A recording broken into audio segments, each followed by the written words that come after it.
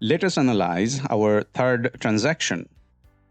Rohan buys supplies worth $35 on credit for use in the business. We'll keep in mind that every accounting transaction follows the double entry system, where each transaction involves at least one debit and one credit entry. This system ensures that the accounting equation assets equals to liabilities plus equity remains in balance.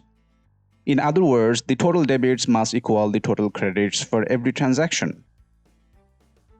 Since Rohan buys supplies for the business, this is purchasing an asset for the business.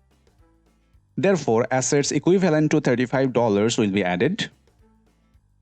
At the same time, since the supplies are purchased on credit, that is, it's been borrowed from a third party, it has created a liability as accounts payable.